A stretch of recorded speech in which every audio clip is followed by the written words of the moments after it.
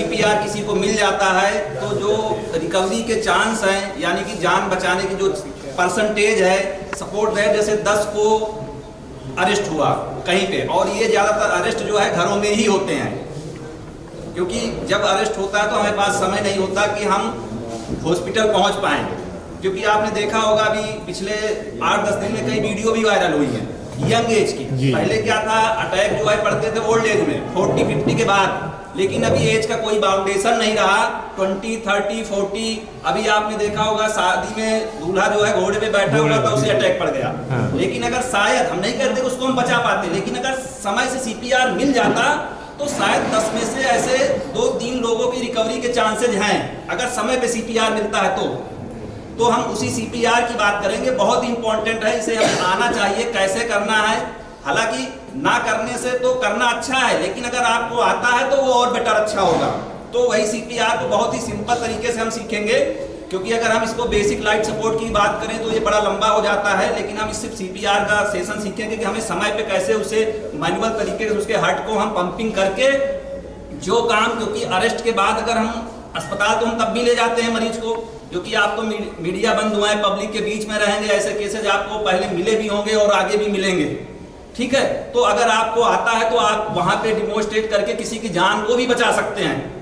तो सबसे पहले सिंपल तरीके में क्या है, हमें क्या करना है, सीन सेफ्टी देखना है, ठीक है। अगर हम स्टेप बाय बात करें, क्योंकि सीपीआर जो हमारा है, ये सेशन हमारा अमेरिकन हार्ट एसोसिएशन के द्वारा ही चलता है, वहीं से समय समय पे जो भी अपग्रेड होती है वो चीजों को बदलते हैं, बनाते हैं, तो सीपीआर भी वहीं से चलता है। तो हम सीपीआर में क्या है, हमें 3-4 चीजें हमें आनी चाहिए, वही हमें करना है। नंबर 1 क्या है, सीन सेफ होना चाहिए। सीन सेफ इसलिए होना चाहिए कि सपोर्ट दैट, जैसे अभी कुंभ में भगदड़ हुई, रेलवे स्टेशन में कल नई दिल्ली में हुई, तो क्या है, अगर हम वही भीड़ पे ही हम शुरू कर देंगे सीपीआर तो हम उसमें भी इन्वॉल्व हो सकते हैं।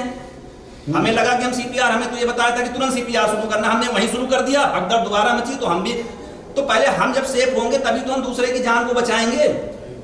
दूसरा जैसे उदाहरण है, मान लीजिए कि सपोज दैट आप कहीं भीड़ भाड़ में हैं और कोई इलेक्ट्रीशियन काम कर रहा है, इलेक्ट्रिक शॉक लग गया, वो चिपक गया उसमें, हमें लगा कि हमें तो सीपीआर सीखा, हम भी शुरू कर देते हैं, तो आप अपनी जान को भी जोखिम में डाल रहे हैं। तो सबसे पहले क्या है, इलेक्ट्रिक कट करना है, यानी कि सेफ होना चाहिए। कहीं पे एक्सीडेंट हुआ है, रोड पे हुआ है, तो रोड से बाहर ले आइए, तब हमें सीपीआर देना है। तो नंबर 1 क्या हुआ, सीन सेफ हुआ। दूसरा क्या है, कॉन्शियस लेवल चेक करना है, मतलब उसे हमें जगाना है। हो सकता है कि उसे सीपीआर की जरूरत ना हो सकता है कि कोई रात की ड्यूटी किया हो और सुबह जो है सो रहा हो और हमने धड़ाधड़ सीपीआर शुरू कर दिया। तो पहले क्या करना है, उसे जगाना है। तो कैसे जगाना है, कॉन्शियस लेवल चेक करना, हाँ भाई कैसे हैं। अगर उसने कोई रिस्पॉन्स नहीं दिया तो मतलब हमारे दिमाग में होना चाहिए कि यहाँ पे इमरजेंसी है, इसे हमें सीपीआर की जरूरत पड़ेगी। लेकिन आप कब तक करेंगे, मान लीजिए सपोज दैट आप अकेले हैं या फिर आप कहीं पे सीपीआर शुरू कर दिए, तो हमें कॉल फॉर हेल्प की जरूरत पड़ेगी, यानी कि हमें एम्बुलेंस बुलाना है। तो तीसरा स्टेप हमारा क्या आता है, कॉल फॉर हेल्प, यानी सपोज दैट कहीं भीड़ में है आप, आपने सीपीआर आज स्किल सीखा, आपको आता है, आपने शुरू कर दिया, तो हमें एम्बुलेंस भी तो बुलानी है और लोगों की हमें मदद भी की जरूरत पड़ेगी, क्योंकि आप अकेले सीपीआर नहीं कर सकते, थक जाएंगे आप। 2 मिनट से ज्यादा सीपीआर एक आदमी को देना पॉसिबल नहीं है। तो आप हेल्प के लिए चिल्लाएंगे, बुलाएंगे, प्लीज। आप जैसे मेदांता के आप आसपास हैं तो आप 1068 की सर्विस ले सकते हैं। आप अगर केजीएमयू साइड है तो आप केजीएमयू की एम्बुलेंस को बुलाएंगे, क्योंकि नियर बाय ही जाके जान को बचाया जा सकता है, ले जाके विक्टिम को यानी मरीज को। तो तीसरा क्या हमने सीखा, नंबर 1 सीन सेफ होना चाहिए। नंबर 2 हमने कॉन्शियस लेवल देखा, उसने कोई रिस्पांस नहीं दिया, फटाफट भाई आ जाइए, आप भी आ जाइए, देखिए इसको क्या हुआ, इसको कुछ जरूरत है, सीपीआर करते हैं, आप प्लीज फोन कर दीजिए। तो तीसरा क्या हुआ, कॉल फॉर हेल्प। चौथा जो आता है, चौथा में हमें क्या करना है, चौथे स्टेप में हमें पल्स चेक करनी है, ठीक है।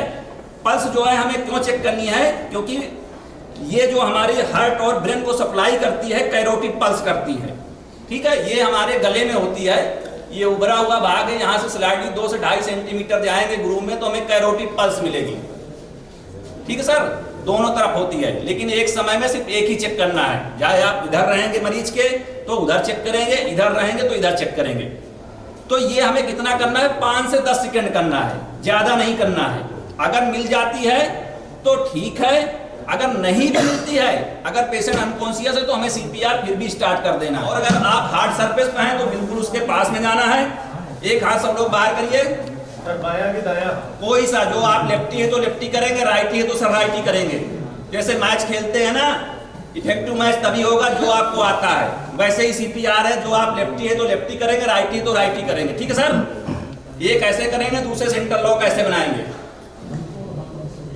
बिल्कुल एकदम मरीज के ऊपर जाएंगे। पोजीशन हमने बताई थी कि सेंटर ऑफ द चेस्ट करना है, मिड लाइन निप्पन करना है, कितना करना है, 1 मिनट पे लगभग जो है 100 कंप्रेशन होने चाहिए। ठीक है, ये पोजीशन बनानी है। 1 2 3 4 5 6 7 8 10 11 12 13 14 15 16 17 18 19 20 21 22 23 24 25 26 27 28 29 30 कंप्रेशन हो गए। अगर आपको लगता है तो आप 2 सांसें दे सकते हैं। हेड को ऐसे करेंगे और नोज को पिंच करेंगे और जल्दी से 2 सांसें देना, यानी टाइम वेस्ट नहीं करना। 30 कंप्रेशन आपके हुए। अगर अगर आपकी हेल्प के लिए कोई है तो 2 सांस वो दे देगा, आप तुरंत 30 कंप्रेशन फिर रिपीट करिए। वो बंदा 2 सांसें फिर देगा, 30 कंप्रेशन आप फिर दीजिए। 5 साइकिल ऐसी होंगी, लगभग 30 पंचे 150, यानी 150 कंप्रेशन के बाद आपको एक बार पल्स फिर चेक करनी है। पल्स आ जाती है, मिल जाती है तो सीपीआर को रोक देना है। नहीं मिलती है तो जो सांस देने वाला बंदा है वो सीपीआर की साइड आ जाएगा और जो सीपीआर दे रहा है वो सांस देगा, क्योंकि थोड़ा सा उसे राहत मिल जाएगी। क्योंकि अगर 2 मिनट से ज्यादा सीपीआर देगा तो हो सकता है उसकी भी कंडीशन सीपीआर देने लायक हो जाए, इसलिए बीच में राहत देने की जरूरत है। ये हमें सर कब तक करना है, जब तक कि एम्बुलेंस नहीं आ जाती है, या फिर अपनी कार से अस्पताल जा रहे हैं तो आप पीछे वाली सीट पे लिटा लीजिए और सीपीआर करते हुए ले जाइए, क्योंकि डॉक्टर भी वहां सीपीआर ही करेगा। ले तो आप जाते ही हैं, लेकिन क्या करते हैं, सीपीआर किसी को नहीं देता है। मतलब आता है लेकिन क्या है, आप लोग करते नहीं है। मतलब सपोज दैट हम आप सब हैं इन्वॉल्व, तो होता क्या है, जब आप इमरजेंसी में जाते हैं तो डॉक्टर कहता है, देखता है, कहता है कितना समय हुआ, 30 मिनट हो गया, आधे घंटे, टाइम निकल चुका है, यही तो बोलता है। क्योंकि हमने समय पे उसको ही पंपिंग नहीं कराई, हार्ट ही बंद था। हार्ट फिर क्या होगा, डॉक्टर जल्दी से लेगा और तुरंत वो भी सीपीआर शुरू करेगा, लेकिन क्या होगा, तब तक हम 30 मिनट 45 मिनट हम लेट हो चुके होंगे, तो जो रिजल्ट हमें तुरंत मिलना था वो हमें नहीं मिला। इसलिए हमें अर्ली सीपीआर करना है, तुरंत करना है।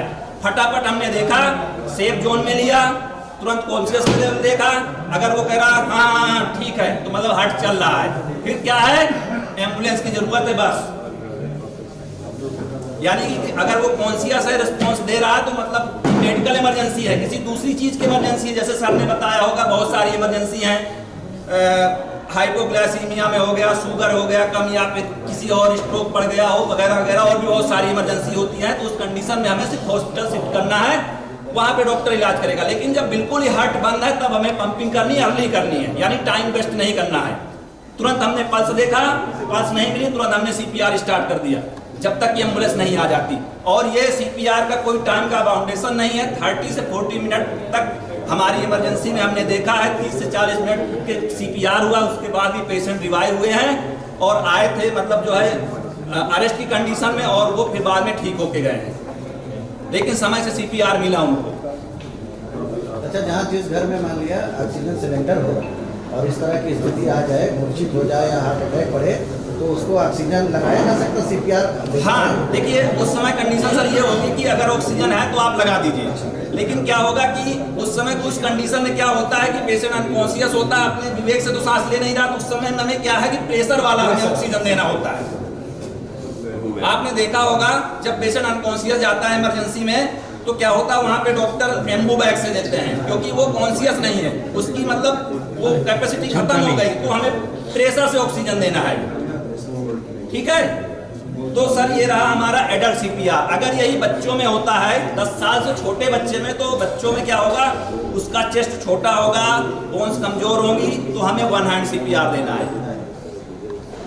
ठीक है, 1 हैंड से सीपीआर देना, यानी दो छोटा बच्चा है, 10 साल से छोटा बच्चा है 1 साल तक का, तो हम 2 से देंगे, तो क्या होगा कि चेस्ट का रीजन बड़ा होगा तो उसको नुकसान हो सकता है। हालांकि उस समय हमें हड्डियों पे फोकस नहीं करना है, अगर सीपीआर के दौरान बोन्स टूटती है तो ऑर्थोपेडिक्स है, सर है, वो बाद में जोड़ देंगे, हड्डियां बाद में जुड़ जाएंगी। लेकिन अगर समय से हमने सीपीआर नहीं दिया तो हार्ट जो है दोबारा मौका नहीं देगा वापस आने का, इसलिए उस समय हमें सीपीआर करना है। क्लियर? तो हमें सर 1 से 10 साल तक के बच्चों में वन हैंड सीपीआर करना है। लेकिन सपोज दैट अगर 1 साल से छोटा बच्चा हो तो हमें 2 फिंगर से उसका बच्चे का सीपीआर करना है। उसमें थोड़ी सी लोकेशन हमें जो centre of the chest mid line nipple उससे थोड़ा नीचे जाके बच्चे में 2 फिंगर से हमें सीपीआर देना है 1 साल तक के बच्चे ने।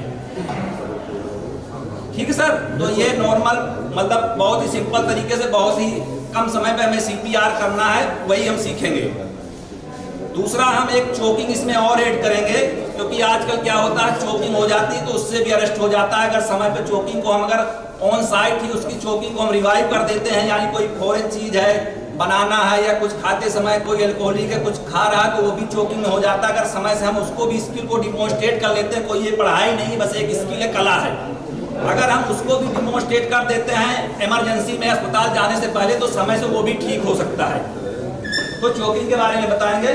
और अगर फंस गया तो वो ऐसे साइन देगा आपको, ठीक है? अगर हम समय रहते उस चोकिंग को रिवाइव कर देते हैं तो उसकी जान बच सकती, नहीं तो क्या होगा कि वो बाद में सेकेंडरी में क्या होगा 2-3 मिनट के बाद वो भी अरेस्ट में ही जाएगा। तो अगर आपको आता है तो समय पे आप उसका कुछ कर सकते हैं तो उसकी जान बचा सकते हैं। तो क्या होगा चोकिंग वाले में क्या होगा, अपने गले को ऐसे पकड़े हुए मिलेगा और वो गुहार करेगा, क्योंकि ऑक्सीजन की जरूरत है ना, यही तो साइन देगा। तो लगेगा आपको कि इसकी जो है हमें कुछ करना चाहिए। तो उसमें क्या करते हैं हैमलिक मैन्यूअर कहते हैं, जो मेथड हम उसमें यूज करते हैं, जैसे इसमें सीपीआर कहते हैं कि यानी हमें कार्डियक मसाज करना है तो उसमें हम हैमलिक मैन्यूअर इस प्रोसीजर को कहते हैं। इसमें क्या करना है, आपको एक हाथ ऐसे बनाना है, दूसरा ऐसे इसके रखना है ऐसे, ठीक है? जहां पे हमने सीपीआर बताया था वो हार्ड सरफेस बताया था, लेकिन हम ये जो हैमलिक मैन्यूअर करेंगे वो सॉफ्ट वाले रीजन पे करेंगे, यानी कि पेट वाले भाग पे जाएंगे, जहां से हमारा ये हार्ड सरफेस खत्म होता है, जहां से पेट वाला भाग शुरू होता है, अम्बिलिकल रीजन कहते हैं, वहीं पे हमें ये करना है। ठीक है? हम पीछे जाएंगे, जो भी विक्टिम रहेगा, जो भी पेशेंट रहेगा उसके हम पीछे जाएंगे और दोनों पैर के बीच में बैलेंस को बनाते हुए हम पीछे ऐसे पैर को लगा लेंगे और ये बनाएंगे। ठीक है सर? ये रखेंगे उसके सॉफ्ट वाले रीजन में यानी पेट वाले में, और हम ऐसा प्रेशर जनरेट करें कि ये प्रेशर अपवर्ड जाए यानी ऊपर की तरफ जाए, तो जो भी चोकिंग रहेगा वो बाहर निकल जाएगा।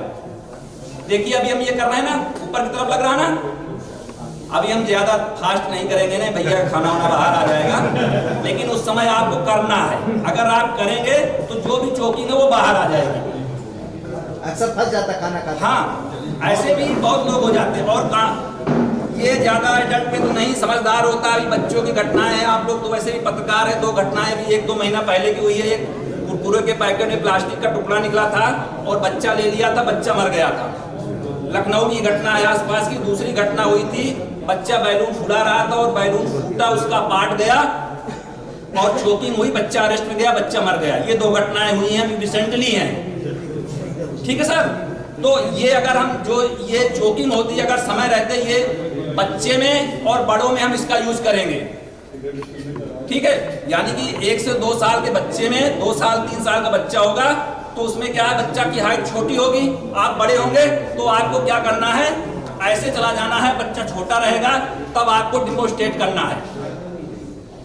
अगर आप समय रहते करेंगे तो 10 में से जो है 5 बच्चे जरूर बचेंगे। कितने बार करना है इसे? आप करिए सर, 2, 4, 5, 10 बार करेंगे तो ऑटोमेटिक ही बाहर आ जाएगा। लेकिन अगर नहीं होता है, 5 से 5-10 बार करेंगे, नहीं होता तो क्या होगा, जो भी रहेगा वो अरेस्ट में जाएगा। फिर आपको सीपीआर ही करना है, फिर आपको वो नहीं करना है, फिर सीपीआर ही देना है। ठीक है सर? हाँ, ये हमारा रहा छोटे बच्चे के लिए। बड़े के लिए अगर बच्चा बिल्कुल ही नहीं चल पा रहा है, 2 साल तक का बच्चा है, तो उसमें हम क्या करेंगे, क्योंकि बच्चा खड़ा भी नहीं हो पाएगा, तो उसे अपने हाथ पे करना है सर। ठीक है? वो कैसे करना है, मान लीजिए सपोज दैट ये छोटा बच्चा है, कुछ बाहर की चीज ले लिया है, गले में फंस गई, आपको लग रहा है कि बच्चा सांस की गुहार कर रहा है, मतलब तेज सांस लेना शुरू कर देगा, बच्चा नीला पड़ना शुरू हो जाएगा, तो बच्चे के कैसे निकालना है, क्योंकि बच्चा छोटा है, वो खड़ा भी नहीं हो पाएगा, तो अपने हाथ पे उसका जो है जो भी चीजें हैं वो निकालनी। कैसे निकालनी है? माउथ और नोज को खुला रहने दीजिए, ऐसे करिए, दोनों पैर से बैलेंस बनाइए और उसके जो है शोल्डर पे बैक साइड स्लैब देना है, 5 स्लैब। तो जो भी चीज रहेगी, जब प्रेशर लगेगा तो बच्चे के जो भी चोकिंग रहेगी वो चीज निकल आएगी। बच्चा है, ऑक्सीजन की कम पड़ेगी, जरूरत तो 5 स्लैब ऐसे देने हैं, फिर सीधा करना है, 5 बार उसके CPR देना है, फिर ऐसे करना है, लेकिन तब भी हमें अस्पताल जाना है ये प्रोसीजर करते हुए। ठीक है सर, ये वो चीजें हैं कि जो कि ना करने से जान चली जाती है।